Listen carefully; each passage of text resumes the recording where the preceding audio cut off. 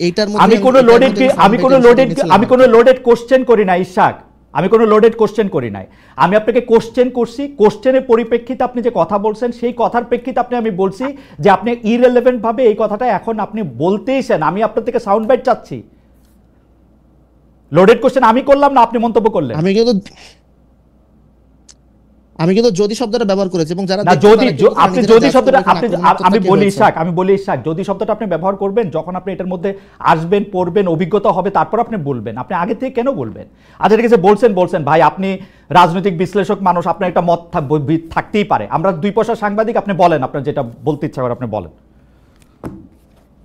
আপনি কিন্তু নিজে বলেছেন, এগেইন মানুষ জাজ করবে এখানে কি আক্রমণাত্মক না ঠিক আছে, কে প্রজেকশন করছে নিজে। আপনি বলেন মানুষ জাজ করবে, সেটা আমি জানি। আপনি বলেন মানুষ যে জাজ করবে এটা আমি জানি। আপনি বলেন যে মানুষের জাজমেন্টের জায়গা থেকে আপনি বলেন। আমি আবারও বলি, প্রশ্নটা বলি, এইটার মধ্যে বলা হয়েছে যে নির্বাচনী অঙ্গীকারের মধ্যে আপনার প্রশ্ন আমি বুঝেছি। হ্যাঁ, নির্বাচনী অঙ্গীকারের মধ্যে এটা তো ইট গোজ উইদাউট সেইং প্রতিটা মানুষের সিভিল রাইটস আছে, হিউম্যান রাইটস, ইনএলিয়েনেবল হিউম্যান রাইটস আছে, যেটাকে কেউ ভায়োলেট করতে পারে না। তো সেইটা জায়গা থেকে কোনো দল যদি সেই রাইটসের ব্যাপারে আপনার একমত না হয়, তাহলে সে তো ডেমোক্রেটিক প্রসেসে পার্টিসিপেট করতে পারবে না। ডেমোক্রেটিক প্রসেসে পার্টিসিপেশনের তো ন্যূনতম শর্ত আছে। না হলে আজকে তো হচ্ছে একটা ফ্যাসিস্ট দল বা একটা সন্ত্রাসী সংগঠন, তারা এখানে বলবে যে আমরা গণতন্ত্র চাই এবং কোনোভাবে তারা হিটলারের মতন তারা একটা মেজরিটি নিয়ে পার্লামেন্টে ঢুকে যাবে। তো এটা তো এটা নিয়ে এটা একটা নো ব্রেইনার এবং নন স্টার্টার কোশ্চেন অ্যাকচুয়ালি। কোশ্চেনটা নন স্টেটার মাইনে নিলাম।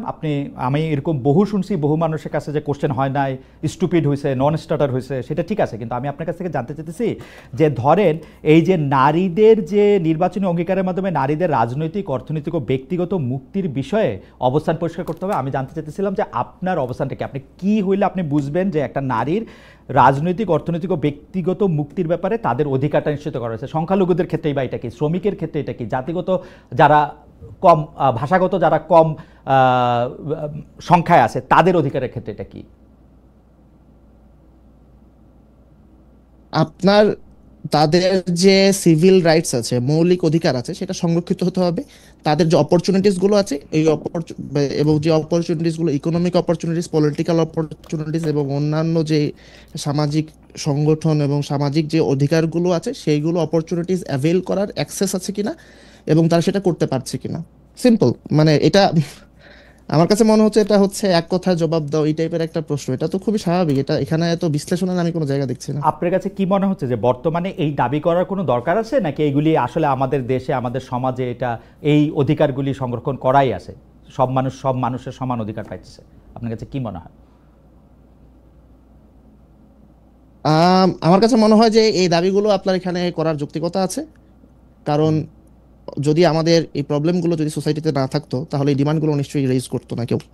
সো যদিও আমরা বলছি যে ডেমোক্রেটিক প্রসেসে আপনার কেউ যদি কারো ফান্ডামেন্টাল রাইটস স্বীকার না করে, তাহলে তাকে আমরা ডেমোক্রেটিক প্রসেসে তাকে ঢুকতে দিব না। কিন্তু এরপরও আমরা দেখছি ডেমোক্রেটিক প্রসেসে অনেক পার্টি, অনেক ইন্ডিভিজুয়াল তারা পার্টিসিপেট করছে এবং অনেক সময় তারা পপুলিস্ট কারণে বা অন্যান্য কারণে তারা জনপ্রিয় হয়ে যাচ্ছে, যারা অ্যাকচুয়ালি এই ফান্ডামেন্টাল রাইটসগুলোর সাথে অ্যাগ্রি করছে না। সো সেক্ষেত্রে তারা যদি এই দাবিটা করে, দ্যাটস মোস্ট ওয়েলকাম। আপনি মনে করছেন যে তাদের এই দাবিগুলি করার যৌক্তিক কারণ আছে, এবং অনেক ক্ষেত্রে সেই দাবিগুলির ক্ষেত্রে যারা করছে না তাদের এটা মেনে নিতে। আপনার কাছে কি মনে হয় যে এই দাবিগুলি মানার ক্ষেত্রে কারো কোনো একটা সুস্পষ্ট অবস্থান আছে, বা কেউ এই দাবিগুলি না মানার ক্ষেত্রে একটা অবস্থান নিয়েছে, এরকম কি মনে হচ্ছে কখন, মানে কোনো ক্ষেত্রে? মানে আমি যদি বলতে চাই যে এই যে গুজব ও ধর্মীয় উস্কানির বিরুদ্ধে যে একটা কথা বলা হচ্ছে, এই গুজব বা এই ধর্মীয় উস্কানির বিরুদ্ধে কি কোনো একটা পক্ষ প্রতিপক্ষ আছে যে এরা গুজব ছড়াচ্ছে বা এরা এই ধর্মীয় উস্কানি দিচ্ছে, এরকম কি কখনো আপনার মনে হচ্ছে? আচ্ছা, আপনি প্রথমে প্রশ্নটা শুরু করেছিলেন যে হচ্ছে নারীর সিভিল রাইটস এর জায়গা থেকে, পলিটিক্যাল রাইটস এবং অন্যান্য বেসিক রাইটস থেকে। তো এখানে আমরা আসলাম হচ্ছে গুজব এবং ধর্মীয় উস্কানি আর একটা ইয়ে থেকে। তো এখন ধর্মীয় উস্কানিকে তারা কিভাবে ডিফাইন করছে, আই থিঙ্ক ওখানে একটা কন্টেস্টেশন হবে, ওখানে একটা ইন্টারপ্রিটেটিভ একটা প্রবলেমের মধ্যে আমরা পড়বো। এখানে নানান পক্ষ নানানভাবে বিষয়টাকে দেখার চেষ্টা করবে। কেউ বলবে এটা তার ধর্মের পার্ট অ্যান্ড পার্সেল, আবার কেউ বলবে যে এটা হচ্ছে ধর্মের ইনস্ট্রুমেন্টালাইজেশন বা হচ্ছে ধর্মীয় উস্কানি। আবার গুজব, আওয়ামী লীগ তো ফেক নিউজ, সত্যকেও ফেক নিউজ বলেছে, আবার ফেক নিউজকে সত্য বলে চালিয়ে দিয়েছে, এরকম আপনার এখন আরো অনেক পার্টি তারা তাদের মতন করে ট্রুথ ক্লেম হাজির করবে। সো আই থিঙ্ক ওখানে একটা প্রবলেম হবে। বাট ইন প্রিন্সিপাল মানে আপনি প্রথম প্রশ্নটা যেখানে ছিল, আমার মনে হয় না সেখানে আম, আমাদের সিভিল সোসাইটির জায়গা থেকে বা একজন সেইন হিউম্যান বিং এর জায়গা থেকে ওইটাতে দ্বিমত করার সুযোগ আছে। বাট পরে যখন ইন্টারপ্রিটেশনের প্রশ্ন আসবে যেটা পার্টিকুলার কেসে, হুম হুম। তখন সেখানে অনেক মত দ্বিমত হবে এবং ওটাই পলিটিক্সের এরেনা। আচ্ছা ফারহানা, আপনার কাছে কি মনে হয় না যে অন্যান্য কমিশনের রিপোর্টগুলি তো সরাসরি ধর্মীয় যে রীতিনীতিগুলি আছে, যে আদেশ নিষেধ বিধিগুলি আছে, সেই বিধিগুলিকে তো আসলে তার সাংঘর্ষিক হয়ে তো সেগুলি আসে নাই। তো এটা কি স্বাভাবিক প্রতিক্রিয়া না বাংলাদেশের ক্ষেত্রে? আপনি যদি মনে করেন এখন অন্য কমিশনের ক্ষেত্রে এরকম কোনো নীতি থাকতো যেটা আসলে ধর্মের সাথে সরাসরি সংঘর্ষ করতেছে বলে কেউ মনে করতেছে, তাহলে সেইটার প্রতিবাদ করতে পারবে না?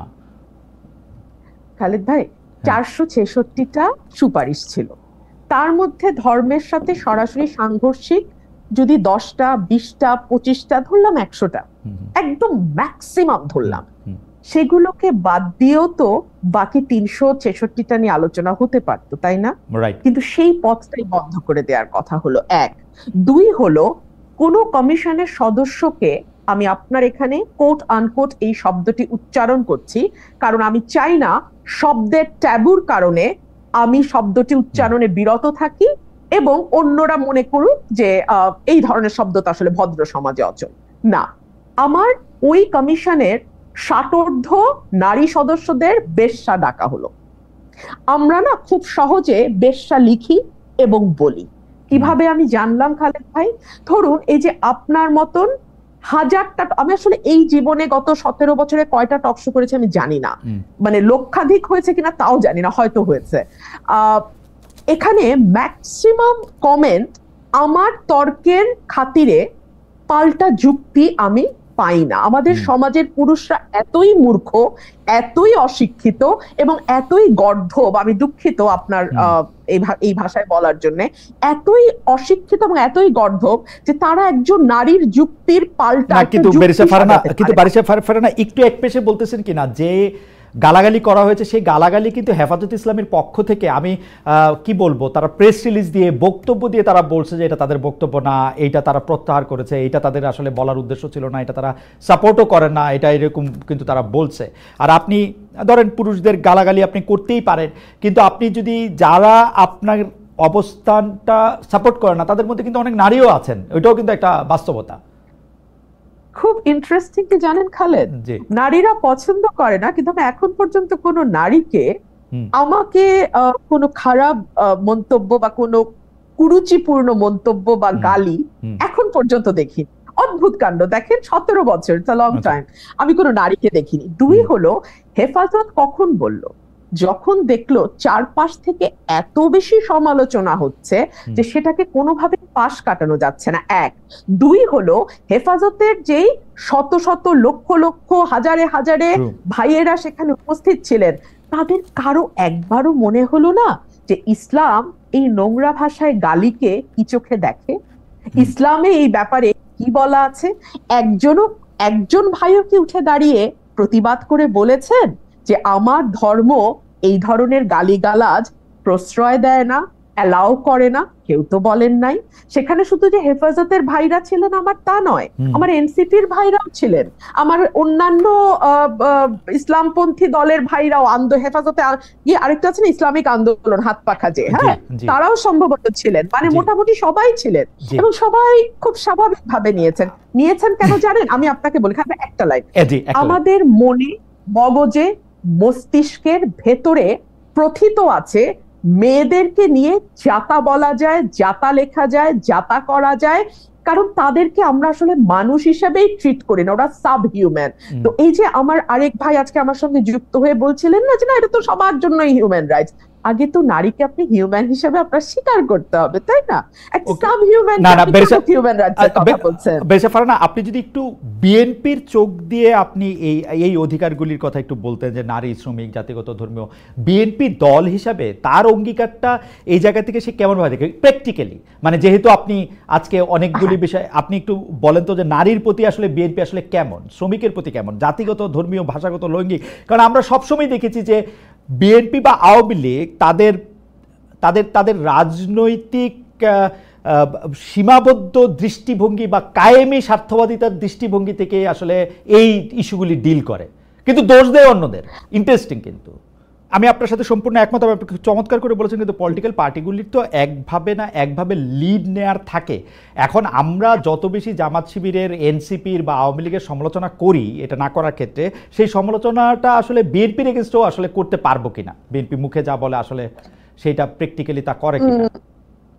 খালেদ ভাই, আমি কিন্তু মনে করি যে ডিসক্রিমিনেশন যেটাকে বলা হয় শুধুমাত্র নারী হবার কারণে, আমরা যদি এভাবে let's put it in this way, just because তুমি নারী সো তুমি ওই জায়গায় যেতে পারবে না, না, বিএনপি এটা বিশ্বাস করে না।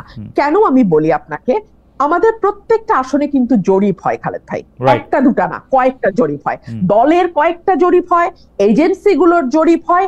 এই জরিপের রিপোর্ট কিন্তু দলের একেবারে টপ পর্যন্ত যায়। আমরা যদি কনস্টিটিউয়েন্সিতে ইভেন ধরেন, আমি আমার ব্যাপারে বলতে পারি, আমি কনস্টিটিউয়েন্সিতে কতদিন পর গেলাম, কয়টা মিটিং করলাম, কোন কোন ইউনিয়নে মিটিং করলাম, কোনটাতে লোক কেমন হলো, এগুলোরও কিন্তু দীর্ঘ ফিরিস্তি দলের কাছে আমি জানার আগে চলে যায়।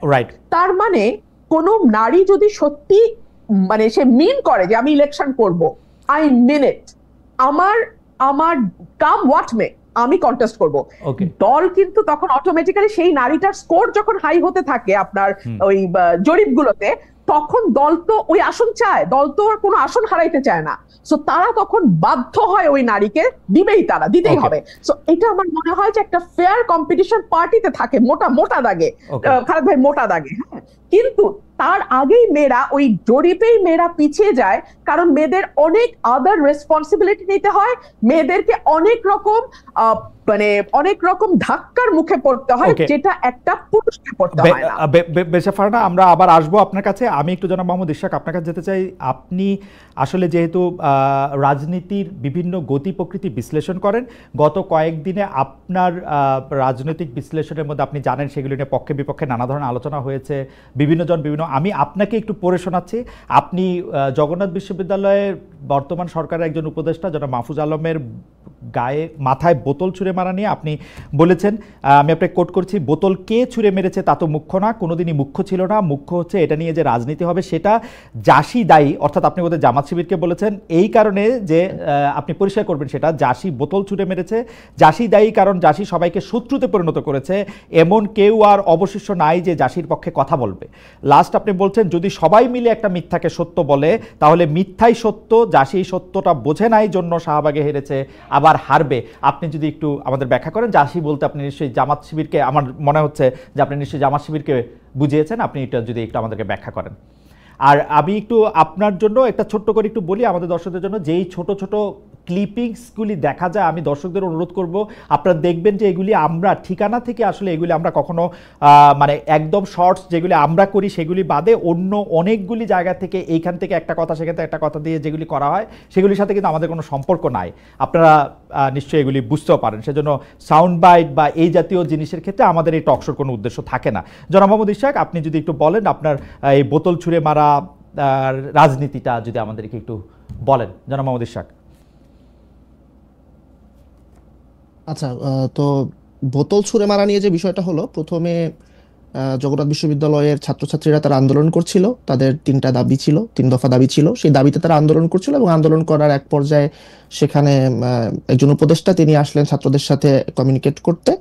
তো তিনি যখন কথা বলছিলেন তখন সাংবাদিকরাও ছিল, তখন হুট করে একজন বোতল ছুঁড়ে মারলো, পানির বোতল, প্লাস্টিকের, খানিকটা হয়তো পানিও ছিল, তারপর সেটা তার মাথায় যেয়ে লাগলো। তো এরপর তিনি সেখান থেকে চলে গেলেন এবং চলে যাওয়ার পর উনি ইনফরমালি এবং ইনডাইরেক্টলি এবং ওনার যে সংগঠন আছে, ছাত্র সংগঠন আছে, তারা ইনডাইরেক্টলি এবং ইনফরমালি ডাইরেক্টলি তারা এটাকে জামাত শিবিরের উপর ব্লেম করলো। আজকে আমরা জানতে পারলাম যে ছেলেটা হচ্ছে তাকে ডিবি কার্যালয়ে নিয়ে যাওয়া হয়েছিল, পরে সেই উপদেষ্টা তাকে ছাড়িয়ে নিয়েছেন ওর সামথিং এরকম কিছু একটা হয়েছে। বাট গত কয়েকদিন, 1-2 দিন আপনার এই পুরো বিষয়টা জামাত শিবিরের উপর দায় চাপানোর একটা বিষয় ছিল। তো সে সময় জামাত শিবির যে কাজটা করলো, তারা বিভিন্ন ধরনের ফ্যাক্ট এবং বিভিন্ন ধরনের তথ্য সামনে আনার মাধ্যমে তারা বোঝানোর চেষ্টা করলো যে এই কাজটার সাথে তারা জড়িত না। কিন্তু আমি যেহেতু অ্যান্টি ফাউন্ডেশনাল স্কুল অফ থটে বিশ্বাস করি এবং এসেনশিয়ালিস্ট নোশনের বাহিরে, তো আমি মনে করি যে আসলে রাজনীতি এইভাবে সত্য দিয়ে বা ফ্যাক্ট দিয়ে হয় না। এখানে পারসেপশন এবং ট্রুথ এই দুটো মিলেমিশে একাকার হয়ে যায়। 5ই আগস্টের পর থেকে বাংলাদেশের সবচেয়ে বাজে রাজনীতি করেছে জামাত শিবির, অথচ জামাত শিবিরের জন্য 5ই আগস্টের পর থেকে সবচেয়ে ভালো রাজনৈতিক ময়দান ছিল। আমার জন্মের পর থেকে সম্ভবত আমি কখনো, বা আমার বোধ বুদ্ধি হওয়ার পর থেকে আমি কখনো জামাত শিবিরের জন্য এত ভালো পলিটিক্যাল ফিল্ড কখনো দেখিনি। কিন্তু তারা যেটা করেছে, তারা সকল পক্ষকে, রাজনৈতিক পক্ষকে তারা এলিয়েনেট করেছে। ধরেন বিএনপির কথা ধরেন, BNP is a mature political party, দীর্ঘদিন ধরে তারা রাজনীতি করেছে, রাষ্ট্র ক্ষমতায় বহুবার ছিল, তারা কিন্তু বিভিন্ন জনের সাথে ফর্মাল ইনফর্মাল অ্যালায়েন্সে আছে। সো বিএনপির পক্ষে শুধুমাত্র বিএনপি না, বিএনপির বাহিরেও আরো অনেকে কথা বলছে, এবং বিএনপি যেহেতু গভর্নমেন্ট ইন ওয়েটিং, তাই বিএনপির পক্ষে কথা বলার জন্য অনেকের মধ্যে একটু উস্কুসো করে। কিন্তু জামাত শিবির তারা বর্তমান প্রেক্ষাপটে বা 5ই আগস্ট পরবর্তী প্রেক্ষাপটে তারা যদিও দ্বিতীয় বৃহত্তম দলে পরিণত হলো, সে সময় তাদের সামনে কিন্তু সুযোগ ছিল এরকম একটা অ্যালায়েন্স করে, একটা বিরোধী জোট বা হচ্ছে একটা দ্বিতীয়, বিএনপি একটা শক্তি, তারপর তারা আর একটা শক্তিতে পরিণত হবে। বাট তারা কিন্তু কোনোখানে তারা অ্যালায়েন্সে যায় নাই। প্রথমে তারা এনসিপির সাথে পরকিয়া করেছে, কোনো ফর্মাল আন্ডারস্ট্যান্ডিং এ যায়নি, তারা কোনো লিখিত কোনো চুক্তি না, সামনাসামনি প্রকাশ্য কোনো জোটে না, কোনো কিছুতে যায়নি। এখন তারা অনেকে বিট্রেড ফিল করছে যে এনসিপি এখন আওয়ামী লীগ নিষিদ্ধ হওয়ার পর কেন জামাত শিবিরের বিরুদ্ধে ক্ষুব্ধ হলো। তো এই যে জামাত শিবিরের ভুল রাজনীতি, তারা কাউকে কারোর সাথে তারা গাঁটছড়া বাঁধে নাই, তারা কোনো কোয়ালিশন করে নাই, তারা কোনো অ্যালায়েন্স বিল্ড করে নাই। এর ফলে যেটা হয়েছে, জামাত শিবির রাজনীতিতে একা হয়ে গেছে। এখন সবাই জামাত শিবিরকে অ্যাটাক করছে এবং জামাত শিবির এটাকে ট্রুথ দিয়ে, সত্য দিয়ে মোকাবেলা করছে। জনাব ইশাক আহমেদ, আপনার অনুমতি নিয়ে কি একটা প্রশ্ন করতে পারি, যে আপনি কি ওই দুইটা ঘটনা মাথায় রাখতেছেন, যে জামায়াতে ইসলামের শীর্ষ নেতারা লন্ডনে গিয়ে বিএনপির শীর্ষ নেতাদের সাথে দেখা করে এসেছেন, এসে তারা বলছেন যে তারা কবে নির্বাচন চান, এটি একটি মানে বড় প্রেক্ষাপটে। আর ছোট প্রেক্ষাপটে আমি যদি আপনার মানে যেটি বোতল ছুঁড়ে মারার প্রসঙ্গে আপনার ফেসবুক স্ট্যাটাসে উজ্জ্বল করি, সেখানে আপনি একটি দেখবেন যে আপনি বলছেন জাসির একটি অংশ মাহফুজের উপর বোতল ছুঁড়ে মারাকে সেলিব্রেট করছে। তো যারা সেলিব্রেট করছে তাদেরকেই তো লোকে ভাববে যে এরা এই কাজটি করেছে, তাই না? সেলিব্রেট করা আর কাজটা করা, এটার মধ্যে তো একটা সিগনিফিক্যান্ট ডিফারেন্স আছে। সো এবং শুধুমাত্র যে তারাই সেলিব্রেট করেছে বিষয়টা এরকম না, আরো অনেকেই সেলিব্রেট করেছে, কিন্তু যারা সেলিব্রেট করেছে তাদের মধ্যে তাদেরও একটা অংশ ছিল। সো কিন্তু এই যে কেন, তো এই যে বাকিরা যারা সেলিব্রেট করলো তাদের প্রতি কেন তীরটা নিক্ষেপ হলো না, কেন সন্দেহের তীরটা তাদের দিকে কেন গেল না, কেন এদের দিকে গেল? এটা হচ্ছে আপনার তাদের পলিটিক্স। জি, আপনি ওইটাও যদি একটু বলেন, যে আপনি এলিয়েনেটেড করছে জামাত ইসলামী সবাইকে বলছেন, কিন্তু আমি তো দেখতে পাচ্ছি যে জামাত ইসলামী তো বিএনপির সাথে সম্পর্ক পুনর্গঠন, প্রকাশ্যে আড়ালে আলোচনা, এনসিপির সাথেও প্রকাশ্যে সামনে আলোচনা, মানে সেটা কোনোটাই তো আড়ালে করতেছে না। জামাত ইসলামী তো চেষ্টা করতেছে সবার সাথে মিলেমিশে থাকার। একটা হচ্ছে আপনার কম্পিটিটিভ পলিটিক্সে আপনি সবার সাথে ডায়ালগ করবেন, আর কোয়ালিশন বা জোট গঠন এই ধরনের বিষয়গুলো ডিফারেন্ট। আমরা যেহেতু এখন পর্যন্ত ফার্স্ট পাস দ্য পোস্ট সিস্টেমে আছি, অর্থাৎ হচ্ছে মেজরিটি ভোটে আমাদের হচ্ছে নির্বাচন হয়, আমাদের তো এখানে রিপ্রেজেন্টেটিভ পিআর সিস্টেম না, প্রপোর্শনাল রিপ্রেজেন্টেশন সিস্টেম না। সো এখানে ভোটের আগেই কিন্তু জোটটা গঠন হয়। প্রপোর্শনাল রিপ্রেজেন্টেশনে সাধারণত জোট গঠনটা হচ্ছে আপনার নির্বাচনের পরে হয়, সরকারের সময় যে।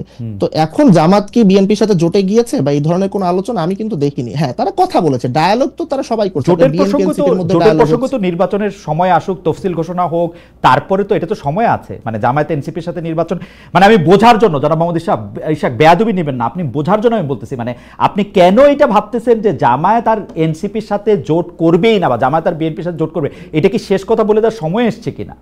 কারণ আমি দেখতে পাচ্ছি যে জামায়াত চেষ্টা করতেছে আসলে কারো না কারোর সাথে থাকার। আচ্ছা, মানে এটা আমার দেখা, কারো না কারো হ্যাঁ, কারো না কারোর সাথে থাকার চেষ্টা করছে। এখন যদি জামাত এনসিপি কে দ্বিতীয় বৃহত্তম দল হিসেবে স্বীকৃতি দিয়েই দেয়, এই স্বীকৃতিটা এনসিপির এখনো প্রাপ্য কিনা এটার তো কোনো মেজারমেন্ট আমাদের কাছে নাই। কিন্তু যদি সেটা না হয়, যদি আপনার জামাত দ্বিতীয় বৃহত্তম দল হয়, তাহলে তো আমাদেরকে এটা মাথায় রাখতে হবে, রাজনীতিতে প্রধান দুইটা দলের মধ্যে কখনো কোনো জোট হয় না। জোট হয় হচ্ছে আপনার 1 আর 3, 2 আর 3 বা 2 আর 4।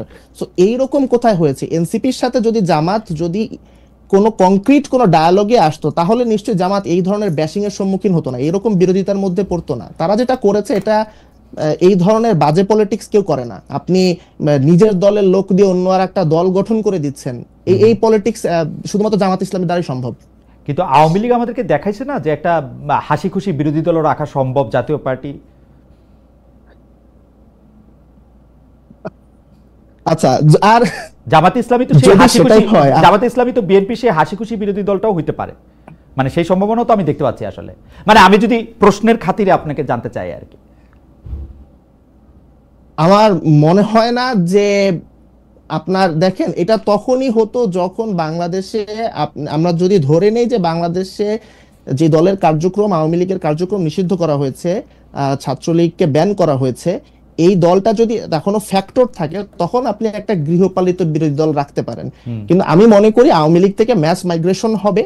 এখানে খুব একটা ইন্টারেস্টিং ঘটনা ঘটেছে বাংলাদেশের এবং গ্লোবাল হিউম্যান রাইটস এর ইয়েতে, এটা আমাদের একটা রিমার্কেবল অ্যাচিভমেন্ট। এটা দেখেন, আমরা কিন্তু কোনো ইন্ডিভিজুয়ালের এগেইনস্টে রিভেঞ্জ নিচ্ছি না, কোনো ইন্ডিভিজুয়ালকে পলিটিক্স থেকে ব্লকও করছি না। আমরা ফ্যাসিস্ট পার্টিকে আমরা টার্গেট করেছি।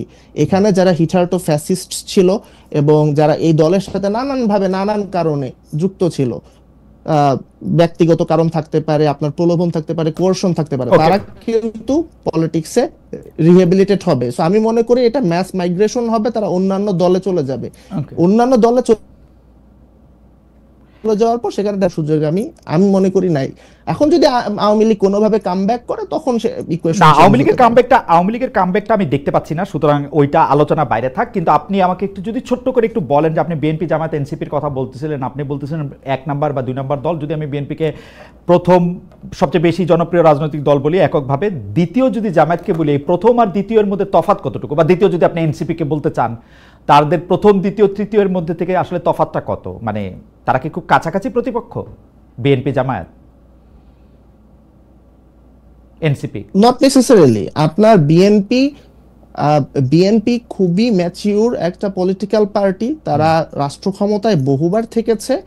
দেখেন, বাই দ্য ওয়ে, আমি যখন বিএনপি কে ম্যাচিউর পলিটিক্যাল পার্টি বলছি এবং রাষ্ট্র ক্ষমতায় বহুবার তারা ছিল এটা বলছি, এর মানে কিন্তু আমি এটা বোঝাতে চাচ্ছি না যে বিএনপি অনেক ভালো কাজ করছে। রুট লেভেলে, গ্রাসরুট লেভেলে বিএনপির ব্যাপারে অনেকের অনেক গ্রিভেন্সেস আছে এবং এটা বাংলাদেশের political reality. I don't think যে বিএনপির এটা কোনো মানে এটা এড়ানোরও কোনো উপায় আছে। বাট আপনার রাষ্ট্র ক্ষমতা যাওয়ার ক্ষেত্রে বা এই যে 5ই আগস্টের পর থেকে যে পলিটিক্স, এটা বিএনপির মতন এত ম্যাচিউরলি আর কেউ হ্যান্ডেল করতে পারে নাই। বিএনপি খুবই ওপেন মাইন্ডেড থেকেছে, যে কারোর সাথে সময়ে সময়ে সে পার্টনার চেঞ্জ করার দিকেও উইলিংনেস দেখিয়েছে, রেটরিকে সে ফ্লেক্সিবিলিটি রেখেছে। কিন্তু জামাতের ক্ষেত্রে যে আপনার মানে ইউনিক যে বিষয়টা, এবং এটা ইন এ নেগেটিভ সেন্স আমি বলবো, সেটা হচ্ছে জামাত এক্সট্রিমলি রিজিড। এবং আমি মনে করি যে ডক্ট্রিনাল একটা ব্যাপার, কারণ যদি ডক্ট্রিনাল ব্যাপার হতো তাহলে ধরেন 1940s-এ জামাতের যে ডক্ট্রিন, সেই ডক্ট্রিন দিয়ে তো 2025 সালে জামাতের কার্যক্রম ব্যাখ্যা করা সম্ভব না। একসময় তো জামাতে আপনার আইনজীবী হওয়াই নিষিদ্ধ ছিল, হ্যাঁ, স্কুল কলেজে পড়াশোনা, তারপর শিক্ষকতা, এগুলোও জামাতে আপনার ডক্ট্রিনে নিষিদ্ধ ছিল। বাট সেখান থেকে কিন্তু তারা আপগ্রেড করেছে। কিন্তু তাদের মধ্যে একটা লিডারশিপ আমি দেখি যে একটা ক্যারিসমেটিক একটা লিডারশিপের অভাব আছে। সো এখানে তারা কোয়ালিশন বিল্ড করতে পারছে না। প্রধান বিরোধী দল যে হবে, আপনার ধরেন, আমি কি একটা মিনিট আপনাকে চেয়ে নিতে পারি? জি প্লিজ। আপনার ধরেন হাসিনা তো স্বৈরাচার ছিল, ইভেন হাসিনাও কিন্তু সে একা স্বৈরাচার না। পৃথিবীর কোনো স্বৈরাচারী একা থাকে না, তার কিছু একটা সিলেক্টরেট থাকে, তার কিছু হেঞ্চম্যান থাকে। সো তারও একটা জোট ছিল। আমি যেটা বলতে চাচ্ছি, দেখেন বিএনপির ইনফর্মাল ফর্মাল একটা জোট আছে, জামাতের সেই জোটটা কি? এবং ধরেন জামাতের পক্ষে কথা শুধু জামাত বলে। আগে তো ধরেন শাহ আব্দুল হান্নানের মতন সিভিল সোসাইটির 1-2 জন ছিলেন, এখন সেই শাহ আব্দুল হান্নানটাও জামাতের নেই। সো জামাতের যে প্রবলেমটা, সে কোনো কোয়ালিশন করতে পারছে না, সে কোনো কোয়ালিশন পার্টনার খুঁজে পাচ্ছে না, এই জন্য সে নিজেকে সবখান থেকে এলিয়েনেটেড ফিল করছে। এটা যতটা না ফিল, আমি বলবো তার চেয়ে বেশি এটা হচ্ছে তার নিজস্ব মিকিং, সে নিজেই এটা করেছে। ওকে, আমি একটু প্রশ্নটা করে রাখি। আপনি জামাতকে বলছেন জামাতের মধ্যে আপনি অনেক রিজিডিটি দেখেন, কিন্তু আমি জামাতের মধ্যে সবচেয়ে ফ্লেক্সিবিলিটি দেখি, কারণ জামাতের নেতাদের সঙ্গে যখন কথা বলি তারা পাবলিক মিটিংয়েও এটা বলেন, এবং আমাদের সাথে সাক্ষাৎকার দেওয়ার সময়, ইন্টারভিউ দেওয়ার সময় তো তারা বলেনি যে জামায়াতে ইসলামী বিভিন্ন সময় বিভিন্ন রাজনৈতিক দলের সাথে বিভিন্ন ধরনের জোট করেছে, একসঙ্গে পথে হেঁটেছে, এবং রাজনৈতিক দলগুলো জামাত যখন সঙ্গে থাকে তখন তাকে জঙ্গি বলে, যখন সঙ্গে থাকে তখন সঙ্গী বলে, সঙ্গে না থাকলে তখন জঙ্গি বলে। এটা তারা গর্ব নিয়ে বলে। তার মানে তারা বিভিন্ন সময় বিভিন্ন জায়গায় তো গিয়েছে, আজকে আওয়ামী লীগের সঙ্গে, কালকে বিএনপির সঙ্গে, পরশু এনসিপির সঙ্গে, তরশু হেফাজতের সঙ্গে, চতুর্থ দিন চরমনার সঙ্গে, যাদের সাথে কোনো রাজনৈতিক আদর্শে তাদের কোনো মিল নাই, তারপরে তারা যাইতে চায়। সেজন্য আমি তাদের মধ্যে ফ্লেক্সিবিলিটি দেখি। আপনি নিশ্চয়ই বলবেন, আমরা একটু ব্যারিস্টার ফারহানার কাছ থেকে, জি আপনি কি কিছু বলতে চাচ্ছেন? নিশ্চয় বলেন। আমি কি এক লাইন এবং একটা প্রশ্নের মাধ্যমে এটার উত্তর দিব? জি বলেন। আল্লাহর দুনিয়া সবার কাছে মারা খাওয়া কি পলিটিক্যাল ম্যাচুরিটি? আমি আপনার কথা বুঝতে পারি না, আপনি কি একটু সত্যিকারের বাংলা ভাষায় একটু কথা বলতে পারেন? আমি জানি না আপনি একটু চেষ্টা করবেন কিনা যে এটা যাতে আরো, এটা একটা ফ্যামিলি প্রোগ্রাম, এবং এই প্রোগ্রামের মধ্যে আমার কাছে এগুলি কুলনেস লাগে না আর কি। আমি মারা খাওয়া বলেছি, আমার মনে হয় না যেটা, আমি জানি না, আমি এটা মানে জানি না, আপনি যেটা বোঝা যায়, আপনি যদি সবার কাছে বিটেন আপ হন, আপনি যদি সবার কাছে হেরে যান, হ্যাঁ, তো মারা খাওয়া, তো হ্যাঁ, এটা মারা খাওয়া, এটা কেন? ওকে, আমি জানি না, ঠিক আছে। আমার মনে হয় আপনাকে আসলে আপনার দর্শকরা বা ওরা নিশ্চয়ই আপনাকে বুঝতে পারছেন আপনি কি বলছেন, আমি বুঝি আর না বুঝি। আপনার কাছে আসবো আবার আমি। ব্যারিস্টার ফারহানা, আমি দর্শকদের কাছে জানতে চেয়েছিলাম আপনার কাছে প্রশ্ন করার আগে, যে জাতীয় সঙ্গীত, জাতীয় পতাকা, ৭১-এর স্বাধীনতার পক্ষে কথা বললে জীবন চলে যায় বলেছেন বিএনপি নেতা রুহুল কবির রিজভী। আমরা দর্শকদের কাছে জানতে চেয়েছিলাম ছাত্রদল নেতা, ঢাকা বিশ্ববিদ্যালয়ের ছাত্রদল নেতা সাম্য হত্যা নিয়ে এই মন্তব্য সঠিক বলে মনে করেন কিনা?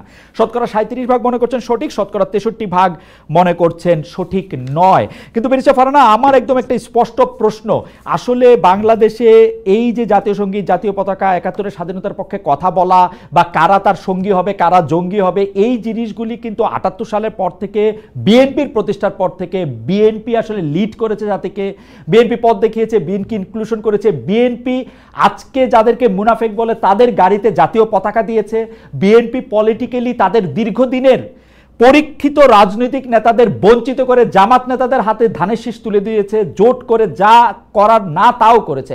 এখন হঠাৎ করে জামাত এত খারাপ হয়ে গেল, আমি জনাব ইশাকের সাথে একদম একমত।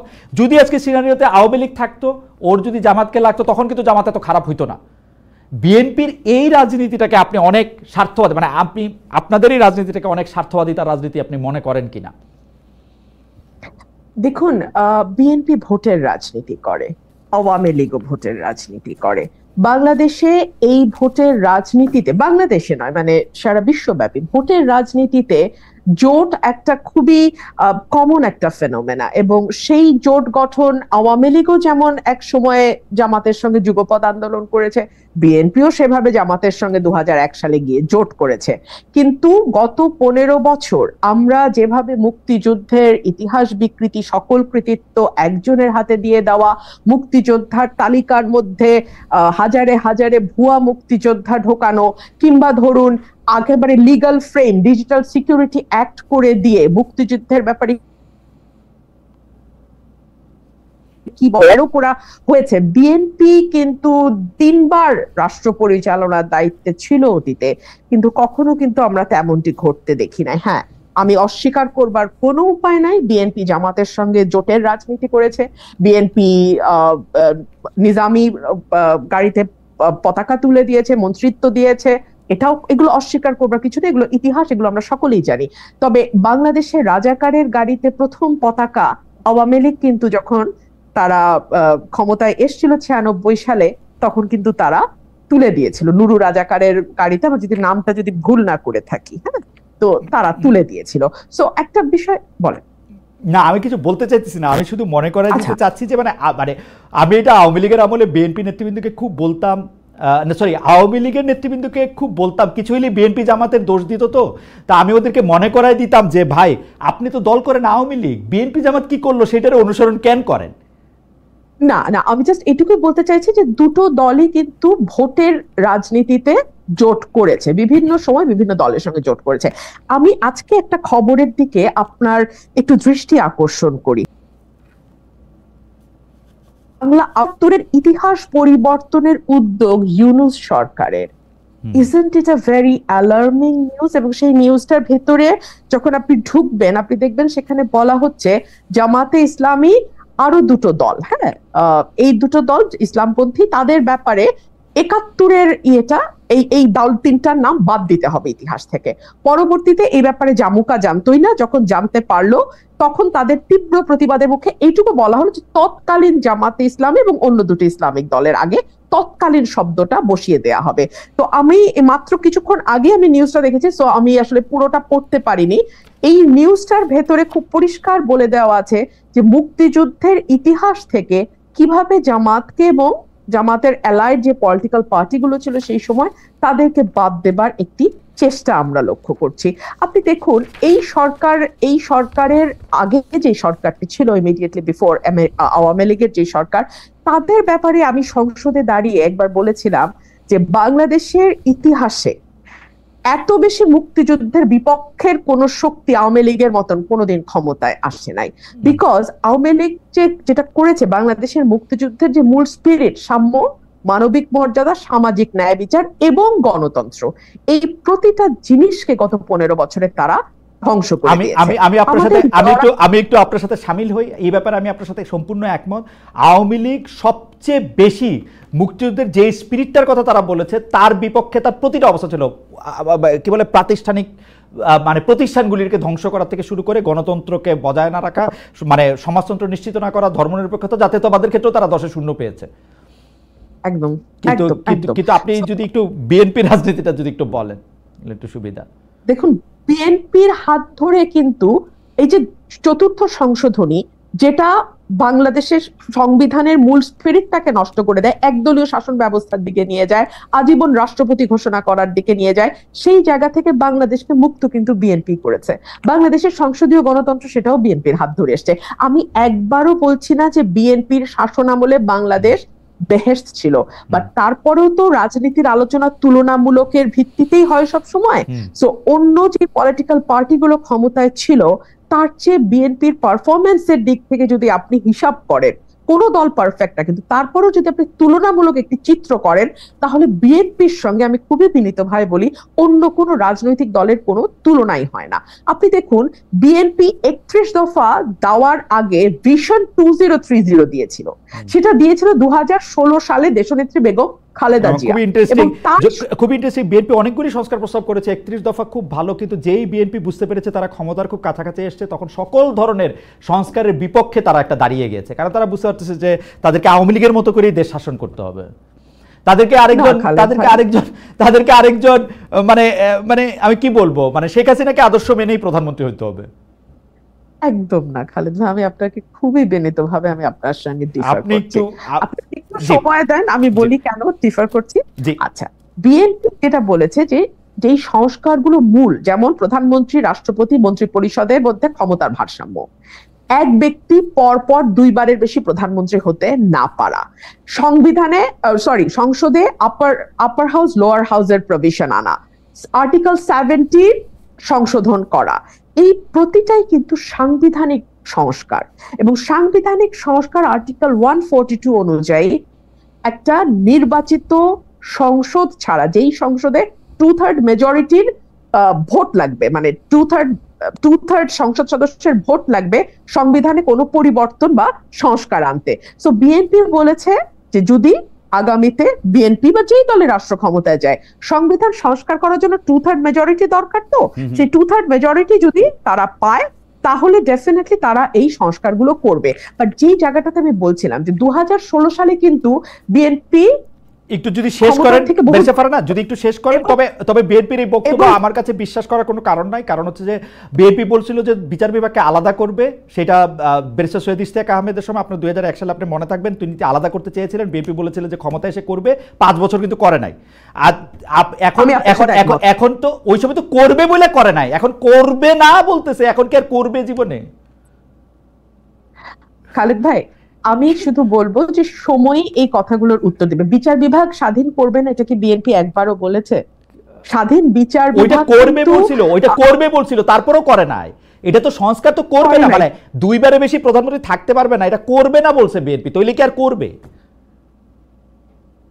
ওইটা করবে বলছিল না, বেশি পারেন। আমি আপনাকে বলি, বিচার বিভাগ আলাদা করার ব্যাপারে সকল প্রস্তুতি ব্যারিস্টার সৈয়দ ইশতিয়াক আহমেদ আইন উপদেষ্টা হিসেবে নিয়ে রেখেছিলেন 2001 সালে। তখন এটি করতে চেয়েছিলেন, বিএনপির পক্ষ থেকে বলা হয়েছিল আমরা আসি, আমরা এটি করব। তারপরে 2001 থেকে 2006 সাল পর্যন্ত বিএনপি ক্ষমতায় ছিল, বিচার বিভাগ আলাদা হতে সময় লেগেছে আরেকটি তত্ত্বাবধায়ক সরকার আসা। তো সেটি তো তারা বলছিল যে তারা করবে, তাও 5 বছরে করে নাই। এই ক্ষেত্রে তারা বলতেছে যে দুইবারের বেশি প্রধানমন্ত্রী না থাকার যে অপশন, সেটা তারা কোনোদিন মানবে না। তো যেটা মানবে না, এটাকে আর কোনোদিন করবে না? এটা করবে না। কেন করবে না আমি সেটা আপনাকে বলি। বলেছে বিএনপি এটুকু বলেছে যে পরপর দুবারের বেশি, মানে থার্ড টার্মে সে প্রধানমন্ত্রী হতে পারবে না, এটা বলেছে। আচ্ছা, আপনি আমাকে দেখান তো ওয়েস্টমিনিস্টার ডেমোক্রেসি যে দেশগুলো আছে, হ্যাঁ, সেখানে কি একটা দল তারা আগে থেকে বলে যে না, পরপর দুবারের বেশি আমরা একজনকে প্রধানমন্ত্রী করব না, বা আমরা পরপর 3বারের বেশি একজনকে করব না, বা একবারের বেশি একজনকে করব না? এটা তো দলের নিজস্ব সিদ্ধান্ত যে তারা কাকে প্রধানমন্ত্রী করবে, কাকে প্রধানমন্ত্রী করবে না। এই স্বাধীনতাটুকুকে আমরা দলকে দিব না? হ্যাঁ, দিব। বেঁচে পারে না, বেঁচে পারে না। আমি আপনার কাছে আবার আসবো, জনাব ইশাককে একটু শুনে আসি। শুধু আমি একটু এটা বলে রাখি, দলের কোনো সিদ্ধান্ত নেওয়ার ক্ষমতা নাই দলের টপকে চেঞ্জ করার। আমরা গত 40 বছরে তাই দেখছি। ওয়েস্টমিনিস্টারের উদাহরণ আপনি দিলেন, ওয়েস্টমিনিস্টার ডেমোক্রেসি বাংলাদেশে আইসা ওই যে, মানে আমি কি বলবো, পথিক তুমি পথ হারাই আছো, আমরা নামে বলি আর কি, যে মানে ওয়েস্টমিনিস্টার ডেমোক্রেসি বাংলাদেশে এসে একটা ডিফারেন্ট ডেমোক্রেসি। এটা আসলে আমাদের স্টাইল। আমি একটু জনাব ইশাকের কাছে, না আপনার কাছে আসি আমি, বেঁচে ফারানা, আপনি এই বিষয়ে একটু নতুন করে একটু বলবেন। জনাব ইশাক, আমরা আজকে ডেইলি স্টার সম্পাদক জনাব মাহফুজা নামের একটি কলাম প্রকাশিত হতে দেখি। সেখানে তিনি লিখছেন, সম্প্রতি কি বাংলাদেশে এমন কিছু ঘটেছে যার কারণে আমাদের এই বিশ্বাস জোরদার হবে যে আমরা গণতন্ত্রের পথে এগোচ্ছি। সামাজিক যোগাযোগ মাধ্যম ব্যবহার করে, জোর খাটিয়ে, সরকারকে হুমকি দিয়ে, আলটিমেটাম দিয়ে এবং আরও বিভিন্ন উপায়ে সরকারকে নতি স্বীকারে যারা বাধ্য করছে, তাদের কথা বাদ দিলে বর্তমান শাসন প্রক্রিয়া এমন কিছু কি রয়েছে যেখানে সাধারণ মানুষের মতামত প্রতিফলিত হচ্ছে? জনাব ইশাক, আপনার মন্তব্য আমরা একটু শুনতে চাই। আরও দু একটা বিষয় আপনার কাছে জানার আছে। জনাব ইশাক, আপনার এই প্রশ্নটার উত্তর আমি দেওয়ার জন্য ব্যারিস্টার রুমিন ফারহানার উনি যে কথাটা বলছিলেন এবং ওনার সাথে আপনার যে আলোচনাটা হচ্ছিল সেটার একটু সূত্র টানতে চাচ্ছি। দেখেন, আমাদের জেনারেশন স্পেশালি, তারপর হচ্ছে আপনার এনসিপি এবং শিবিরের অনেকে আপনার এই যে সংস্কার প্রসঙ্গে বিএনপির যে দোদুল্যমান অবস্থান এবং বিএনপির যে ভূমিকা, সেটা অনেকে তো খুব বেশিরভাগই তীব্র বিরোধী, এবং অনেকে তীব্র বিরোধী না হলেও এটাকে খুব একটা ভালো চোখে দেখছে না। কিন্তু আমি এখানে একটু নিজেকে ডিস্টেন্সে রেখেছি এ কারণে, আপনি যদি দেখেন রেভলিউশনের পর সবখানে অ্যানার্কি হয়, যে কথাটা কিন্তু আপনি মাত্র বললেন যে মাহফুজা আনামও সেটাতে অ্যালিউড করছে। আপনার ইরাকে সাদ্দামের পতনের পর ইরাক একটা প্রবলেম ফেস করে। সো তারা আপনার স্বৈরাচার ঠেকাতে খুবই উদ্গ্রীব ছিল। স্বৈরাচার ঠেকাতে আপনার হচ্ছে ওই যে পাওয়ার করিডোর গুলোকে আপনার সেপারেট করা, সেপারেশন অফ পাওয়ার, এই বিষয়গুলোতে অনেক বেশি এমফাসিস দেয়, কেউ যেন স্বৈরাচার হতে না পারে। আপনি যেমন বললেন যে বিএনপিও তাহলে হাসিনার মতন সরকার চালাতে চায় কিনা, এইটাতেই সকল সংস্কার প্রক্রিয়া মানে তাদের ফোকাস নিবদ্ধ ছিল। কিন্তু পরবর্তীতে যেটা হলো, এত বেশি হচ্ছে আপনার ক্ষমতার ভরকেন্দ্র তৈরি হলো যে কেউ আর গভর্নেন্সটাকে ডেলিভারি করতে পারছে না। গুড গভর্নেন্স তো পরের কথা, তখন আগেই তো ভালো ছিলাম, এই ন্যারেটিভটা তৈরি হলো এবং মানুষের মধ্যে মনে হলো যে এইরকম এনার্কি যদি তৈরি হয় তাহলে তো একটা মানে আপনার অ্যাটলিস্ট কেউ তো একটা স্টেবিলিটি আপনার এখানে আনুক, বিদেশিরা ওটা খুশি হয়, কারণ তারাও তো ব্যবসা বাণিজ্য করতে হবে, দেশের মানুষও তো অস্থির। আপনি যদি খেতে না পারেন তাহলে শুধু বাক স্বাধীনতা দিয়ে আপনি কি করবেন, আপনার যদি এখানে ইন্ডাস্ট্রি বন্ধ হয়ে যায়। তো এইরকম কারণে আমি মনে করি বিএনপি যে প্রপোজাল গুলো ছিল, রিফর্ম প্রপোজাল গুলো ছিল, সেগুলো কিন্তু একটা প্রি রেভলিউশনারি স্টেজের আপনার রিফর্ম প্রপোজাল। রেভলিউশনারি একটা বাস্তবতার পরে এখন প্রতিদিন যমুনায় আন্দোলন হচ্ছে। হাবিবুর রহমান নামে ছাত্র দলের একজন আছেন, উনি প্রায় এগুলোর বিরুদ্ধে লেখেন এবং আমি মনে করি উনি খুবই দূরদর্শী, কারণ উনি জানেন যে বিএনপিকেও কয়েকদিন পরে এই ধরনের অ্যানার্কিকে ফেস করতে হবে। এখন যদি এগুলোকে বিএনপি এই সরকারকে চাপ দেওয়ার জন্য, নির্বাচনের জন্য বা সরকারকে আনপপুলার করার জন্য এই বিষয়গুলোকে গায়ে মানে পালে হাওয়া দিতে থাকে, আপনার 2 দিন পর যখন বিএনপি এই সেম সিচুয়েশনটা ফেস করবে, when it will be in government, তখন কিন্তু একটা মারাত্মক প্রবলেম হবে। সো এই পোস্ট রেভলিউশনারি সিনারিওতে আপনাদের নেপোলিয়নের উত্থান কেন ঘটলো? কারণ এখানে রেইন অফ টেরর চলছিল, অ্যানার্কি চলছিল। সো আমি এখানে মনে করি যে সেপারেশন অফ পাওয়ার এটা খুবই নেসেসারি, কিন্তু তার আগে আমাদের রাষ্ট্রটাকে একটা স্টেবল অর্ডারে নেওয়ার জন্য মেবি আমাদের এখানে এত হ্যাস্টিলি ডিসিশন বা হচ্ছে স্রেফ বিএনপি এই মুহূর্তে এত রেডিক্যাল চেঞ্জ চাচ্ছে না জন্যই তাকে খুব বেশি ব্লেম দেওয়া, আমি মনে করি এখানে আমাদের, আমি কোনো সিদ্ধান্ত দিতে চাচ্ছি না যে এটা ভালো এটা খারাপ, আমি মনে করি যে এখানে আমাদের একটা গ্রে এরিয়া আছে যেখানে আমরা এটা নিয়ে একটু চিন্তা ভাবনা করার সুযোগ আছে। আমি আসলে আপনার কথার প্রেক্ষাপটেই একটা মানে সম্পূরক প্রশ্ন করতে চাই, যেটা আসলে ব্যারিস্টার রুমিন ফারহানার কাছেও যাবে, আপনার একটু মন্তব্য শুনে যেতে চাই। আবারও একটু ফিরে আসি যে বর্তমানের এই যে 5 আগস্টে গণ অভ্যুত্থান পরবর্তী রাজনীতিটাতে নিয়ে আপনি দেখবেন যে জাতীয় সঙ্গীত পছন্দ না করা, মুক্তিযুদ্ধকে ইসলাম বিরোধী যুদ্ধ বলা, এগুলি নিয়ে গত কয়েক মাসে নানাভাবে জামায়াত শিবির সহ, আপনি জানেন যে জামায়াত শিবির সহ অন্যান্য তাদের সমর্থকেরা, তাদের সহ দলরা এই কথাগুলি বলেছে, লিখেছে। আমাদের এখানে লেখক বুদ্ধিজীবী রেজাউল করিম রনি সম্প্রতি আসে এটা বলছিল যে জামায়াত 24 দিয়ে 71কে ঢাকতে চেয়েছিল, সেটা ব্যাকফায়ার করেছে। এ ব্যাপারে আপনার কোনো মন্তব্য বা পয়েন্ট অফ ভিউ আছে কিনা, যে এটা কি সত্যি? আসলে জামায়াত কি মনে করে যে আসলে 24কে বড় করে 71কে ছোট করা বা 71কে অন্য একটা মাত্রা দেওয়া, এটা কি সম্ভব, বা এটা কি জামাতের পরিকল্পনার মধ্যে আছে? জামাতের পরিকল্পনার মধ্যে আছে কিনা সেটা তো আমি বলতে পারবো না, আল্লাহ আমাকে ক্ষমতা দেয় নাই তাদের অন্তর ঢুকে চেক করার। বাইরে দেখে কি মনে হয়, এটা অনেকে বাইরে দেখে কি আপনার দেখেন, আপনার যে বিতর্কগুলো আছে এই বিতর্কগুলো কিন্তু নতুন না, এবং বিষয়গুলো এমনও না যে এই বিতর্কগুলোতে অন্য কেউ এর আগে পার্টিসিপেট করে নাই। যেমন গতকালকেই দেখলাম যে বিএনপির একজন কেন্দ্রীয় নেতা A.K.M. ওয়াহিদুজ্জামান, ওনার একটা স্ট্যাটাস সম্ভবত 2019 বা 21 সালে সেটা ভাইরাল হয়েছে, যে উনি সেখানে জাতীয় সঙ্গীত পরিবর্তনের ব্যাপারে কথা বলেছেন। কর্নেল ওলি, আমি ভুল করে না থাকলে উনিও মুক্তিযুদ্ধ করেছেন, উনিও কিন্তু জাতীয় সঙ্গীত পরিবর্তনের ব্যাপারে কথা বলেছেন। আমার বহু আগে খেয়াল আছে, যদি স্মৃতি প্রতারণা করে না থাকে, বর্তমানে যে বিডিআর তদন্ত কমিশনের প্রধান, উনিও মুক্তিযুদ্ধ করে ওখান থেকে ওয়ারকোর্স থেকে আপনার সেনাবাহিনীতে কমিশন লাভ করেন, উনিও কিন্তু জাতীয় সঙ্গীত পরিবর্তনের ব্যাপারে কথা বলেছেন। তো পত্রপত্রিকায় পড়েছি এটা নাকি জিয়াউর রহমানের আমলে, এটা নিয়ে ডিবেট আছে, ওনার ওই সময়ও নাকি এরকম চিন্তা ভাবনা চলছিল। তো এটা আমি মনে করি ডেমোক্রেটিক ডিবেটের পার্ট। এখন আপনার এবং বর্তমানে যে জাতীয় সঙ্গীত আছে সেটা বিরোধিতা করার তো এমন যে কোনো গ্রাউন্ড নাই তা না। আপনি জার্মানিতে থেকেছেন, জার্মানিতে আপনার জাতীয় সঙ্গীত নিয়ে অনেক ডিবেট আছে, ওখানে বলা যায় জাতীয় সঙ্গীতে আপনার ফ্যাসিস্ট এরার রেমন্যান্ট আছে, সেটাকে কিভাবে মডিফাই করবে, তারপর ইস্ট ওয়েস্ট ওই কমিউনিস্ট এরার। সো আমরা বিষয়গুলোকে যদি ডেমোক্রেটিক ডিবেটটাকে ওপেন রাখি তাহলে আমার মনে হয় যে এটা আমরা ইয়ে করতে পারবো। এখন এগুলোর মাধ্যমে আসলে জামাত কি অ্যাচিভ করতে চেয়েছে, একটা লেখা যে জিনিসটা আপনি বললেন, ছাত্র সংবাদে একটা লেখা প্রকাশিত হয়েছে আহমেদ আফগানি নামের, সেখানে বলেছে যে অনেক মুসলমান না বুঝে, ভুল বুঝে মুক্তিযুদ্ধ গেছে। তো এটা আহমেদ আফগানির, আমি মনে করি যে এটা প্রথমত আহমেদ আফগানির নিজস্ব মতামত, এই মতামত তবে জামাত শিবিরের অনেকেই হোল্ড করেন এবং জামাত শিবিরের বাহিরেও অনেকে হোল্ড করেন, বাট আমি মনে করি না যে জামাত বা শিবির অফিসিয়ালি, বিশেষ করে বর্তমান যে নেতৃত্ব, তারা এই বরঞ্চ তারা আসলে 71 জিনিসটাকে পাশ কাটিয়ে যেতে চান, এই কারণে না যে তারা 71কে ভুলে যেতে চান, বরঞ্চ তারা 71 জিনিসটাকে পাশ কাটিয়ে দিতে চান যাতে করে তাদের মানে তারা যেন এটাকে এমব্রেস করতে পারেন, বিকজ আদারওয়াইজ তো তাহলে তাদের যে দলের পাস লিডারশিপ সেই বিষয়গুলোকে কোশ্চেন হবে। ওকে, আমি ব্যারিস্টার ফারহানার কাছে আমি এই প্রসঙ্গটা দিয়ে আসলে একটু শেষ করতে চাই, এবং দর্শকদের মধ্যে থেকেও এই প্রসঙ্গটা আছে যে আপনি এই জামায়াতের বা বিএনপির এই রাজনীতি বা এনসিপির রাজনীতির ক্ষেত্রে যেগুলি প্রশ্ন, মুক্তিযুদ্ধ, তারপরে হচ্ছে ইসলাম বিরোধিতা বা ধর্মবিরোধিতা বা সংখ্যালঘুতা ইত্যাদি যে প্রশ্নগুলি আছে, সেই প্রশ্নগুলিকে কিভাবে আপনি ডিল হতে যাচ্ছেন এবং সেটা আসলে কোন দিকে যাচ্ছে।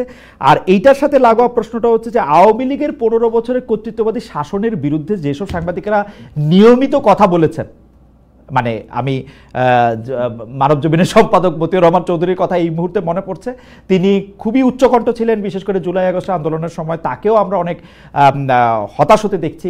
এই ফিলটা আপনারও হচ্ছে কিনা, দুটি মিলিয়ে যদি একটু বলেন। আচ্ছা, আমি প্রথম প্রশ্নটাতে আসি।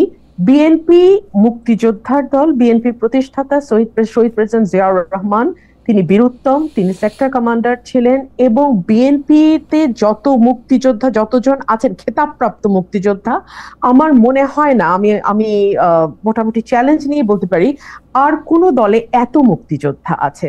সুতরাং মুক্তিযুদ্ধকে অস্বীকার করা, মুক্তিযুদ্ধের গরিমাকে খাটো করে দেখানো, এটা বিএনপি দল হিসেবে বিএনপির মর্মমূলে আঘাত করে। এর আগের প্রশ্নে আমি আপনাকে যে উত্তরটা দিয়েছিলাম জামাত এবং বিএনপির জোটের ব্যাপারে, আমি আপনাকে পরিষ্কার করে বলেছি ভোটের রাজনীতিতে জোট একটা বাস্তবতা, কিন্তু দ্যাট ডাজন্ট মিন যে দুটো দল যারা জোটবদ্ধ হচ্ছে তারা আদর্শিকভাবে একই আদর্শ ধারণ করে। কারণ যদি একই আদর্শ ধারণ করতো তাহলে তো একটি দলই হতো, তাহলে তার দুটি দল হতো না। দুই হচ্ছে এই অভ্যুত্থানের পরে যে বিষয়টি আমাকে সবচেয়ে বেশি আহত করেছে সেটি হচ্ছে পলিটিক্স তো আসলে দুই ধরনের, একটা হচ্ছে আইডেন্টিটি পলিটিক্স, একটা হচ্ছে ওয়েলফেয়ার পলিটিক্স।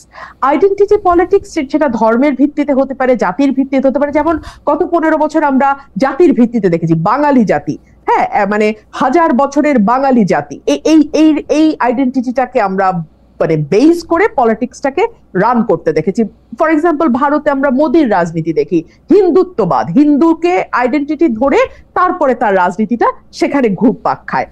আর পাশাপাশি যেটা ওয়েলফেয়ার পলিটিক্স, সেটা আপনাকে শিক্ষায় আপনি কি করবেন, স্বাস্থ্যে আপনি কি করবেন, সামাজিক সুরক্ষায় আপনি কি করবেন, বৈষম্য নিরসনে আপনি কি করবেন, বেকারের জন্য আপনি কি করবেন, অর্থাৎ কল্যাণমূলক যেই রাজনীতি সেটার একটা আলোচনা, সেটার একটা ডিবেট, সেটার একটা মানে দ্বার উন্মোচন হবে এই আশাটা আমি করেছিলাম, হয়তো বা খুব বেশি আশা করেছিলাম।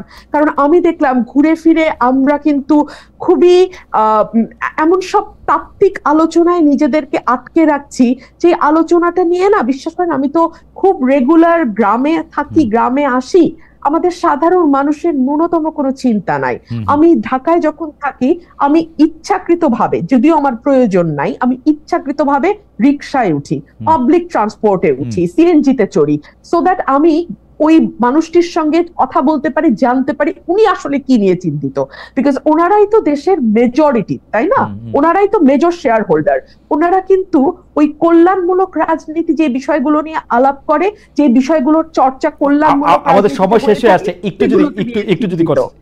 একটু যদি শেষ করেন সময় শেষে। আমি আমি আমি আমি আমি আশাবাদী হতাম যদি আমি দেখতাম যে বিএনপি, জামাত, এনসিপির রাজনীতি হচ্ছে এরকম, বিএনপি তার প্রস্তাবনা দিচ্ছে যে আমরা আসলে এই এই কাজগুলো করব, স্বাস্থ্যে এগুলো করব, শিক্ষায় এগুলো করব, বেকারত্ব নিরসনে, জামাত দিচ্ছে তার প্রস্তাব, এনসিপি দিচ্ছে তার প্রস্তাব, সেখান থেকে মানুষ বেছে নেওয়ার সুযোগ পাচ্ছে। কিন্তু না, রাজনীতি ঘুরপাক খাচ্ছে জাতীয় সঙ্গীত কি থাকবে না থাকবে না, এটা কি গোলাম আজমের বাংলা কিনা, গোলাম আজমের বাংলা হলে সেখানে আওয়ামী লীগের ঠাঁই হবে কি হবে না, আমাদের মানে এই বিষয়গুলো না আপনাকে কেবলমাত্র গুটি কয়েক মানুষের আমি কি বলবো যে মানে রাজনীতির খোরাক হতে পারে, কিন্তু সেটা মাস পিপলকে কখনোই এই রাজনীতি স্পর্শ করবে না।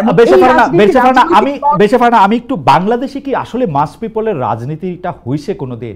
বাংলাদেশ তো সবসময় রেটরিক নিয়ে রাজনীতি হয়, মানে মুক্তিযুদ্ধের স্লোগান কোনটা আসলে জামাত ইসলামী, কোনটা আসলে বিএনপি। জি বলেন, মাস পিপলের রাজনীতি হয়েছে? হয় নাই বলেই না আমি স্বপ্ন দেখছিলাম যে এটা যদি হতো, কিন্তু হয় নাই, হওয়ার শুরুটাও হয় নাই। এতে কি হয় জানেন, আইডেন্টিটি পলিটিক্স প্রতিটা রাজনৈতিক দলকে একটা খুব বড় সুবিধা দেয়, সেটা হলো কিছু রেটরিক দিয়ে খুব দ্রুত মানুষগুলোকে আপনি নিজের দলে আন্ডারে নিয়ে আসতে পারেন। ফর এক্সাম্পল এই যে নারীর অধিকার কমিশন, আমি আবারও আমাদের প্রাথমিক আলোচনায় ফিরে যাই। এই অধিকার কমিশন আমাদের ধর্মীয় অনুভূতিকে আঘাত দিয়েছে। আমরা একবারও চিন্তা করলাম না যে বাংলাদেশের ধর্ম কেবলমাত্র নারীর পোশাক এবং পুরুষের 4 বিয়ের মধ্যেই ঘুরপাক খায়, কিন্তু ধর্মে যে আরো অনেক ব্যাপার বলা আছে, জাকাত দেওয়ার কথা বলা আছে, ঘুষ না নেওয়ার কথা বলা আছে, আরেকজনের ক্যারেক্টার অ্যাসাসিনেট করার ব্যাপারে, জমি দখল করা, এতিমের সম্পদ দখল করা, রাইট? অ্যাবসলিউটলি। এতিমের সম্পদ দরকার ব্যাপারে এত হার্শ আয়াত বোধহয় আর কোনো ব্যাপারে নাই, এতিমের সম্পদের ব্যাপারে বলা আছে। হ্যাঁ, কিন্তু এগুলো নিয়ে কিন্তু আপনি কোনোদিন আলোচনা শুনবেন না। নারীর পোশাক, পুরুষের বিবাহ, এর বাইরে যেন ইসলামে আর কিছু নাই। এতে আপনার আপাতত কিছু সুবিধা হয় বটে, কিন্তু আপনার কারণে ধর্ম যেমন লাঞ্ছিত হয়, দেশটাও আর আগাতে পারে না, বেঁচে পারে না। আপনি আসলে, যেহেতু আমরা জনাব ইশাককে দিয়ে শুরু করছিলাম এবং শুরুটা অনেক বেশি ভালো হয় নাই, আমরা একটু হাসি খুশি শুরুটা একটু শেষটা একটু করি জনাব মোহাম্মদ ইশাককে দিয়ে। আপনার কাছে আসবো, আমি শুধু এই ব্যাপারে জনাব ইশাকের একটু সুচিন্তিত মতামত একটু শুনতে চাই। জনাব ইশাক, এই যে আমি আমার শুধু জনাব মতিউর রহমান চৌধুরীর কথা বারবার মনে আসে, কারণ জনাব মতিউর রহমান চৌধুরী আসলে প্রকাশ্যে বলেন, লেখায় না, লেখায় প্রকাশ্যে দুইটাতেই আসলে আমি তাকে বলতে দেখি যে মন খুলে লিখতে না পারার কথা, সেলফ সেন্সরশিপের চর্চা বাড়ার কথা। আসলে আমি যে মাহফুজ আনাম সাহেবের কথা বললাম, যে মাহফুজ আনাম সাহেবকে আমি জার্মানি বনে ইন্টারভিউ করেছিলাম, তখনও তিনি বলছিলেন যে যা আমি করতে চাচ্ছি, যা লিখতে চাচ্ছি, তা লিখতে পারছি না, এটা আমার সম্পাদক হিসেবে সবচেয়ে বড় ব্যর্থতা বা সবচেয়ে বড় মানে কি বলবো কষ্ট। একইভাবে এই সেলফ সেন্সরশিপের চর্চা এখন কি আরও বেড়েছে কিনা, আপনি কি দেখতে পান? উপদেষ্টাকে প্রশ্ন করলে অ্যাপারেটলি সাংবাদিকের চাকরি চলে যেতেছে, উপদেষ্টা না বললেও চলে যেতেছে। আগে তো শেখ হাসিনা তবু বলতো ওর চাকরি খাইয়া দাও, বা শেখ হাসিনার মেশিনারি বলতো, এখন বলতেও হয় না, অটোমেটিক চলে যায়। আর তারপরে তো সংবাদ প্রকাশ করে তা আবার ডিলিট করা হচ্ছে, মানে ঘটা কইরা। এইগুলিকে আপনি আসলে কীভাবে দেখেন? আপনি বলার পরে আমরা ব্যারিস্টার ফারহানাকে 30 সেকেন্ড শুনবো। জনাব মোহাম্মদ ইশরাক। আচ্ছা দেখেন, আপনার এই বিষয়গুলো যেগুলো বললেন, এটা আপনার কিন্তু যে কোনো পোস্ট রেভলিউশনারি সোসাইটিতে এগুলো খুবই কমন ঘটনা। আপনার ওই যে এবং এখন অনেক ফ্রাস্ট্রেশন তৈরি হবে। ইভেন এর আগে জুলাইতে যে ইউনাইটেড ফ্রন্ট ছিল, তাদের মধ্যেও দেখবেন অনেক ধরনের ডিভিশন তৈরি হয়েছে। অনেকে নানান কারণে ডিস্যাটিসফাইড বা হচ্ছে তারা মনে করবেন যে অবমূল্যায়িত হয়েছেন। সো তাদের মধ্যেও আপনার বিভিন্ন ফিচার্স দেখবেন। আপনার এই যে আমাদের বাংলাদেশ তৈরি হওয়ার পর প্রথম দশকের যে উত্তাল রাজনীতি, সেই রাজনীতির পক্ষ বিপক্ষ, সেটা কিন্তু এই যে 71-এ যারা মুক্তিযুদ্ধ করেছে তাদের মধ্যেই নানান পক্ষ। ওই যে আহমেদ আফগানি বলল যে অনেক মুসলমান নাকি মুক্তিযুদ্ধ যেয়ে পরে তারপর তারা তওবা করেছে, ওরাও কিন্তু ওরকম হচ্ছে ঠিক আছে জুলাইতে বুঝি নাই, তখন ভুল করে প্রোফাইল পিকচার লাল করে ফেলছিলাম, কিন্তু আগেই তো ভালো ছিলাম, এরকম একটা কিন্তু এখানে সিমিলারিটি ড্র করার স্কোপ আছে। সো নানান রকম ডিস্যাটিসফ্যাকশন সত্ত্বেও আমি বলবো বর্তমানে পরিস্থিতি আমরা অনেক ভালো আছি। এই কারণে আপনি যেমনটা বললেন যে এখন স্টেট থেকে প্রেশারটা কিন্তু আসছে না। নন স্টেট অ্যাক্টরের প্রেশার বা নন স্টেট অ্যাক্টরের চাপের সাথে আমরা যদি স্টেট অথরিটির চাপকে ওই সাথে যদি একটু ছোট করে একটু মব যুক্ত করি, স্টেট প্রেশার দিল না ধরেন, কিন্তু কেউ বললো আসতাছি, ওহেন একটু গরু জব করে আসমু, ওহেন একটু তোমাকে একটু দেখে আসমু, তাহলে একটু ভয় পাবে না মানুষ? এবং স্টেট ওদের বাধা দিবে না, স্টেট বাধা দিবে হচ্ছে পিক এন্ড চুজ ভিত্তিতে। স্টেটে যেটা পছন্দ, যেখানে হাসনাত আব্দুল্লাহ থাকবে এখানে বাধা দিবে না, হাসনাত আব্দুল্লাহ না থাকলে বাধা দিবে। আচ্ছা ঠিক আছে, আপনার যমুনার সামনেও যখন হাসনাত আব্দুল্লাহ গিয়েছে তারপর কিন্তু তাদেরকে সরিয়ে দেওয়া হয়েছে এবং পরে তারা শাহবাগী এবং ইন্টারকন্টিনেন্টাল ওখানে গেছে, বাট ওটা প্রসঙ্গ না। যখন আপনার প্রথম আলোর সামনে যখন হচ্ছে হলো গরু জবাই এবং এই ধরনের একটা বিষয় হলো, তখন কিন্তু রাষ্ট্র ভায়োলেন্টলি তাদেরকে রিমুভ করেছে। সো আমার কাছে মনে হয় না যে, এবং এটাও বুঝতে হবে রাষ্ট্রের এই মুহূর্তে সক্ষমতা কত। যেই পুলিশ কিছুদিন আগে রীতিমতো একটা ম্যাসাকার চালিয়েছে, সেই পুলিশের এখন কতটুকু মোরাল আপনার হাই গ্রাউন্ড আছে, বা তাদের কিভাবে সেই অথরিটি তারা এক্সারসাইজ করতে পারছে সোসাইটিতে, বা অ্যাকসেপ্টেবিলিটি আছে, সেটাও কিন্তু একটা প্রশ্ন। এই ডিফিকাল্ট টাইমসের মধ্যে এই ধরনের কিছু প্রবলেম হবে। ডিলেট করার ঘটনা যেটা হয়েছে, আমি মনে করি না এটা রাষ্ট্র, বাংলাদেশ রাষ্ট্র ইটসেলফ দায়ী। আমি মনে করি এখানে হয়তো একজন পার্টিকুলার পার্সন এটা করেছেন, আমি তার সাথে বাংলাদেশ রাষ্ট্রকে ইকুয়েট করতে রাজি হচ্ছি না। আমি মনে করবো যে আমি দাবি করছি, স্ট্রংলি ক্লেম করছি যে বর্তমানে যে এই প্রবলেমগুলো আমরা দেখতে পাচ্ছি। না, আমি মাহফুজ আলমের কথা বলছি না, মাহফুজ আলমের স্ট্যাটাস ডিলিট করার কথা বলছি না। আমি বলতেছি যে বগুড়া একটা ঘটনা ঘটছিল, আমি দেখলাম 3-4টা টেলিভিশন এটা রিপোর্ট করছে, রিপোর্ট করার পরে তারা আবার এটাকে ডিলিট করছে, এটা বলে যে না এরকম কোনো ঘটনা ঘটে নাই। এবং 2-3টা সংবাদ মাধ্যম যেহেতু, সেই তো আমার একটু সন্দেহ হয়েছে। এবং রাষ্ট্রের ক্ষেত্রে আমি একই ধরনের রিপোর্ট 3-4টা জায়গায় দেখতে পাচ্ছি, মানে যেরকম আওয়ামী লীগ আমলে দেখতে পাইতাম একই রিপোর্ট। আচ্ছা দেখেন, আমি এক্স্যাক্টলি জানি না আপনি কিসের কথা বলছেন, কিন্তু কয়েকদিন আগে জাতীয় সঙ্গীতের থামাই দেওয়া হইতেছে বা এরকম কিছু একটা মব গিয়া নষ্ট করছে, এরকম একটা খবর ছাপা হয়েছিল বেশ কয়েকটা টেলিভিশনে, অন্তত 2টা টেলিভিশনে আমি দেখছি, বেশ কয়েকটা গণমাধ্যমে। তারপরে তারা এটা তুলে নিছে, বলছে যে এরকম কোনো ঘটনা ঘটে না, আমরা অনবধানতা বশত এটা ছাপাইছি। আচ্ছা ঠিক আছে, আমি আপনাকে আরেকটা পাল্টা উদাহরণ দেই। ডেইলি স্টারে একটা সংবাদ ছাপা হলো যে একজন হিন্দু ধর্মাবলম্বী একজন ব্যক্তি ইনি মারা গেছেন। ডেইলি স্টার বলল এখানে হচ্ছে একটা রিলিজিয়াস একটা ক্ল্যাশের ব্যাপার ঘটেছে, এবং তারপর আপনার ভারতের যে ফরেন মিনিস্ট্রি তারাও একটা বিবৃতি দিয়ে দিল বাংলাদেশে সিস্টেমেটিক হিন্দু পারসিকিউশন চলছে। পরে এটা নিয়ে অনেক হলো, ইনভেস্টিগেশন হলো, ডেইলি স্টার নিজে পরে অ্যাডমিট করলো যেখানে ইনকনসিস্টেন্সি আছে এবং সেখানে গ্রস আপনার মানে জার্নালিস্টিক এথিক্সের ভায়োলেশন হয়েছে, তারপর তারা উইথড্র করলো। এখন আপনি কি এই ধরনের প্র্যাকটিস তো হয়েছে, এবং আমি আবারও শুরুটা যেখানে থেকে করেছিলাম যে আমাদের জার্নালিজম, আমাদের তো সোসাইটি ফ্যাসিবাদের আমলে ট্রাস্ট ভেঙে যায়। আপনার দেখা যাচ্ছে যে একটা যখন সার্ভেইলেন্স স্টেট তৈরি হয় তখন কি হয়, আপনার ওরওয়েলে আমরা পড়েছি যে ছেলে বাবাকে রিপোর্ট করছে, বাবা প্রতিবেশীকে রিপোর্ট করছে, সেখানে আমাদের জার্নালিস্টদের সাথে তো সোসাইটির ট্রাস্টের সম্পর্কটা আর আগের মতন নাই। তারা তো অনেকভাবে কনসেন্ট ম্যানুফ্যাকচার করেছে। সো ইভেন নাও যে আমি যেটা বললাম যে ডেইলি স্টারের যে ঘটনা, আপনার হয়তো বা মনে থাকবে, আমার মনে আছে, তো এই ধরনের ঘটনাও ঘটেছে। আমার কাছে একটা জিনিস এটা শেষ, এই যে কনসেন্ট ম্যানুফ্যাকচারের কথা যেটা আপনি বলতেছেন, সেটার ক্ষেত্রে আবার আমি যদি আপনার কাছে ফিরে আসি, যে আপনি আবার বলতেছেন যে এখানে আসলে সত্য ব্যাপার না, এই যে সত্যটা ব্যাপার না, কনসেন্ট ম্যানুফ্যাকচার একটা বড় সংবাদ মাধ্যম কোনো একটা এজেন্ডা সেট করতে গিয়ে, তার কায়েমি স্বার্থ করতে গিয়ে করলো, এবং তাকে আসলে তার একটা প্রিন্টার্স লাইন আছে, একটা এডিটোরিয়াল পলিসি আছে, তাকে আমরা ধরতে পারলাম। অথবা আমি একটা সোশ্যাল ইনফ্লুয়েন্সার, আমি একটা বিকল্প মিডিয়া গড়ে তুলছি, আমার কোনো এডিটিং নাই, কোনো কিছু নাই, আমি কনসেন্ট ম্যানুফ্যাকচার করতেছি, কারণ সত্য কোনো ব্যাপার না, আমার এখন আদর্শটা প্রতিষ্ঠা করতে হবে। আপনি কি মনে করেন সেকেন্ডটা ভালো, যে আমি কনসেন্ট ম্যানুফ্যাকচার করতে পারবো যেহেতু আমি ট্রেডিশনাল মিডিয়া না? Not necessarily, but at least এইখানে হচ্ছে প্রোপাগান্ডা ডেমোক্রেটাইজেশন হচ্ছে। আগে ধরেন একজন করতে পারতো, এখন মানে আমরা সবাই মিলে আপনার মানে আওয়ামী লীগ যে দুষ্টামিগুলি করছে, এখন আমরা সবাই মিলে সেটা করতে পারতেছি। কংগ্রেচুলেশনস। আমার মনে হয় যে আপনি অত্যন্ত চমৎকার বলেছেন।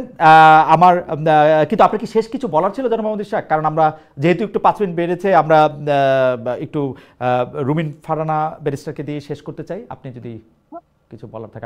আমি 71 প্রসঙ্গে যে রাজনীতিটা হচ্ছে, আমি ওইটা নিয়ে একটা বলতে চাচ্ছিলাম। সেটা হচ্ছে ব্যারিস্টার রুমিন ফারহানা বলছিলেন যে জোটের রাজনীতি এবং আদর্শের রাজনীতি।